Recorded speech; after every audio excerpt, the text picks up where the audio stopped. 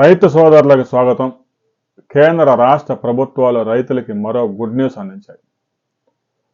PM Kusum ఈ పథకం మరీ కొత్తదేం కాదు.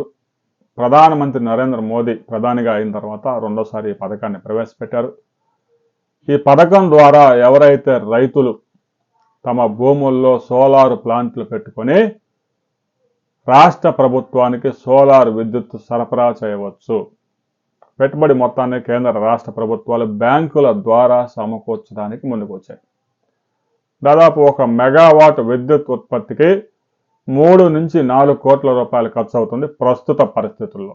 సోలార్ విద్యుత్కి 4 నుంచి 5 ఎకరాల భూమి అవసరం అవుతుంది. ఎవరైతే రైతు సోదరులు సోలార్ విద్యుత్ ఉత్పత్తి చేసి రాష్ట్ర ప్రభుత్వానికి సరఫరా చేయాలనుకుంటున్నారో వారంతా పిఎం కుసుమ్ పథకం కింద దరఖాస్తు పెట్టుకోవాలని ముఖ్యమంత్రి చంద్రబాబు నాయుడు పిలుపునిచ్చారు. రాబోయే సంవత్సరంలో 960 మెగావాట్ల విద్యుత్తుని రాష్ట్ర ప్రభుత్వం రైతుల నుంచి కొనుగోలు చేసేందుకు ఒప్పందం చేసుకోబోతా ఉంది. అంటే దాదాపుగా 5,000 ఎకరాల్లో సోలార్ ప్లాంట్లు పెట్టుకునేందుకు రైతులకు అవకాశం దక్కుతా ఉంది.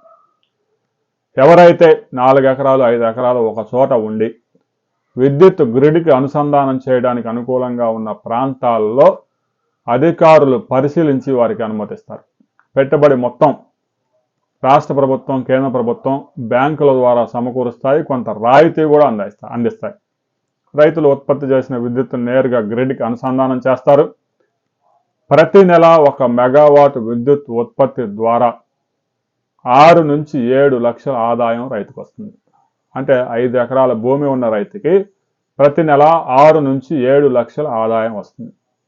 దాన్ని పెట్టడానికి అయ్యే ఖర్చు 3 నుంచి 4 కోట్లు అవుతుంది. కాబట్టి ఒక 5 లక్షల వరకు ఈఎంఐకి బ్యాంకుకి చెల్లించాల్సి ఉంటుంది. రైతుకి 1 మెగావాట్కి 1,00,000 నుంచి 1,50,000 మిగిలే అవకాశం ఉంది. ఎవరైనా పెద్ద రైతులు ఉండి 30 ఎకరాలు 40 ఎకరాలు ఒకే చోట ఉంటే గనక 10 మెగావాట్ల ప్లాంట్ కూడా పెట్టుకోవచ్చు.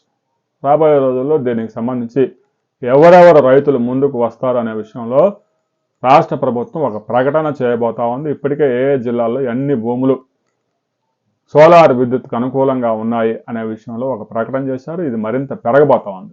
రైతు సోదరులు ఇప్పటికే రాజస్థాన్లో రైతులు విజయవంతంగా ఈ పథకాన్ని ఉపయోగించుకుంటూ ఉన్నారు. ఆంధ్రప్రదేశ్లో కూడా రాయలసీమ జిల్లాలతో పాటు నెల్లూరు, ప్రకాశం, పల్నాడు జిల్లాలు, ఎన్టీఆర్ జిల్లా మరికొన్ని ప్రాంతాల్లోనూ ఈ సోలార్ విద్యుత్ ఉత్పత్తి చేసుకోవచ్చు. వరి సాగు చేసే భూములు కాకుండా ఉద్యాన పంటలు పండించే భూములు కాకుండా మిగతా ఏవైనా బీడు భూములు పెద్దగా సాగునీటి సదుపాయం లేని భూముల్లో ఈ సోలార్ విద్యుత్ ఉత్పత్తికి అనుకూలంగా ఉంటాయి. రాబోయే రోజుల్లో దీని మీద రాష్ట్ర కేంద్ర ప్రభుత్వాలు ఎలాంటి అప్డేట్ వచ్చినా కూడా ఆ అప్డేట్తో మరిన్ని వివరాలతో మరో వీడియోలో తెలుసుకుందాం.